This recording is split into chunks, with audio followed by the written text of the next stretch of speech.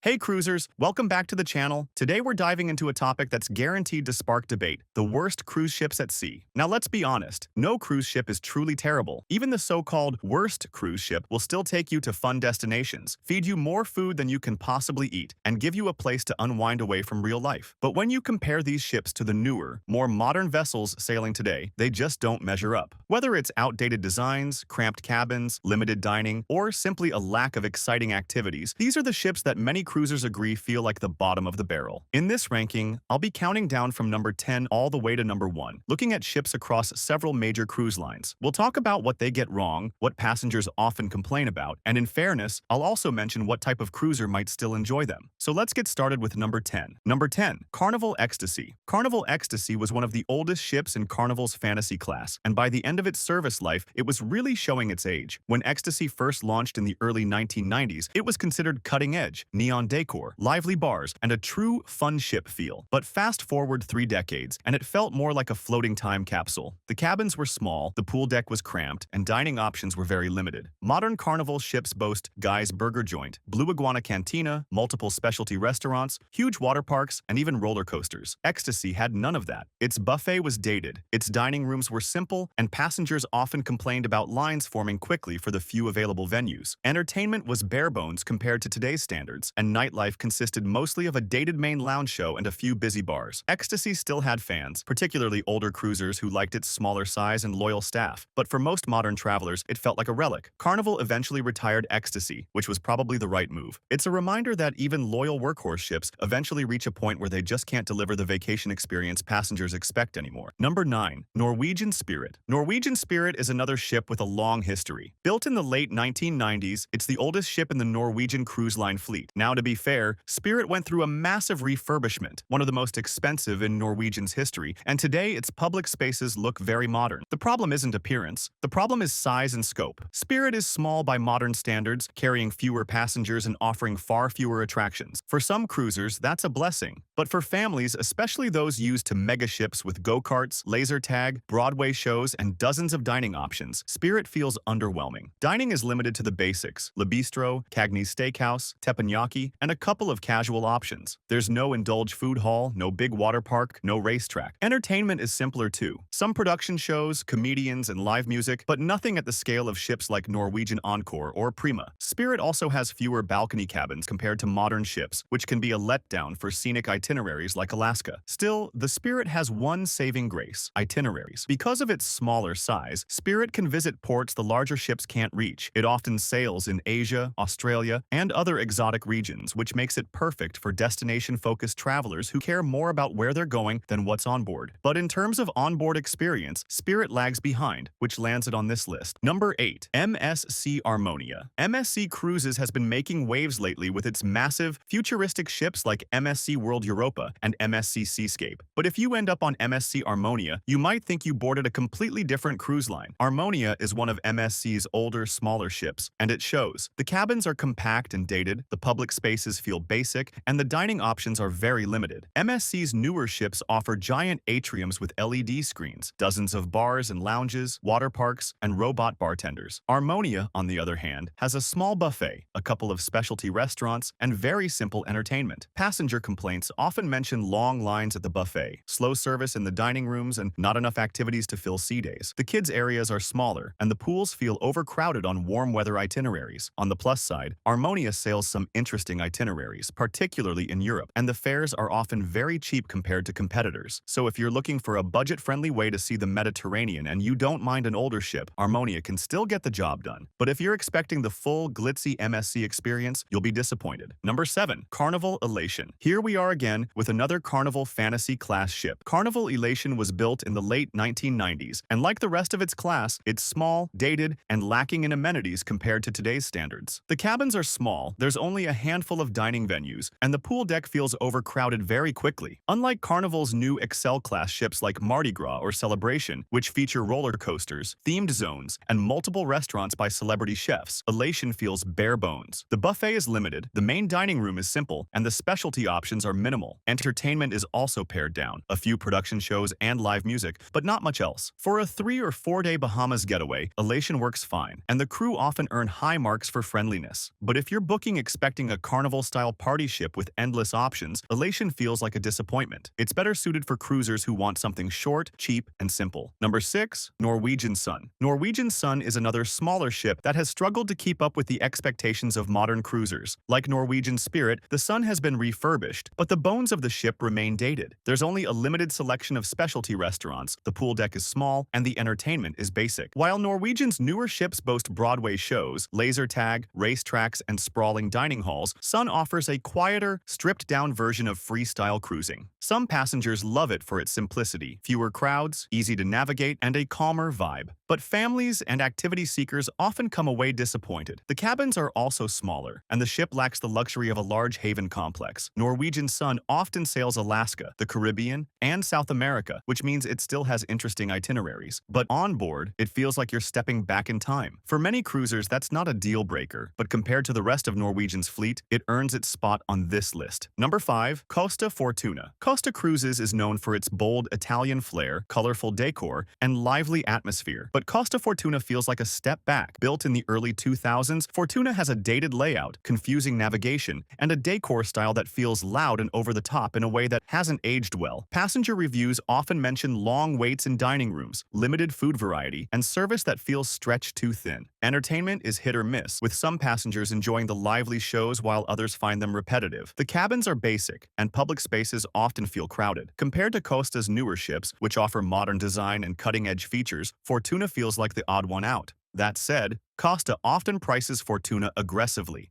and it sails interesting itineraries in the Mediterranean, so it still has value. But compared to competitors in the region, like MSC's newest ships or Norwegian's breakaway-class vessels, Costa Fortuna struggles to compete. Number 4. Carnival Paradise. Carnival Paradise is another fantasy-class ship, and like its sisters, it feels very limited by modern standards. Sailing primarily from Tampa, Paradise usually runs short cruises to Mexico and the Caribbean. For a quick, inexpensive getaway, it does the job. But once you're on board, the limitations are clear. The pool deck is small, there's no water park, the dining is limited, and entertainment options are few. Cabins are smaller than most modern ships, and the decor feels dated. For loyal Carnival cruisers, it can be fun just to enjoy the atmosphere. But for first-time cruisers, it risks setting the wrong expectations. Carnival's new XL-class ships offer far more excitement, and Paradise simply can't keep up. Number 3. Norwegian Sky. Norwegian Sky is well known for its short Bahamas itineraries, often 3- or 4-night trips out of Miami. For that, it's fine. You board quickly, spend a couple of nights at sea, and get a taste of the Bahamas. But if you're expecting the full Norwegian experience, Sky falls short. Its smaller size means fewer restaurants, limited entertainment, and not much to do on sea days. The dining is standard, with Cagney's, Le Bistro, and teppanyaki available, but you won't find the food hall, racetrack, or laser tag that make Norwegian's newer ships so appealing. Entertainment is modest, a few production shows, comedians, and live bands, but nothing like the Broadway-style shows on larger ships. Cabins are smaller, and the ship lacks a haven complex. Sky is perfect for a short party cruise or a budget-friendly Bahamas escape, but if you're looking for variety and luxury, you'll come away disappointed.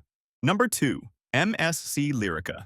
MSC Lirica is another of MSC's older ships, and like Armonia, it feels very outdated compared to the brand's newer mega ships. Built in the early 2000s, Lirica has small cabins, limited dining, and few entertainment options. The buffet gets crowded quickly, specialty restaurants are scarce, and public spaces lack the wow factor MSC is known for today. The pools are small, and sea days can feel boring compared to ships with water slides, VR experiences, and glitzy theaters. Reviews often mention inconsistent service and confusing layouts. On the bright side, Lirica sails budget-friendly itineraries in Europe and the Middle East, so if your goal is simply to see new places at a low cost, it works. But as a cruise experience, it pales in comparison to MSC's newer ships. And number 1, Carnival Sensation.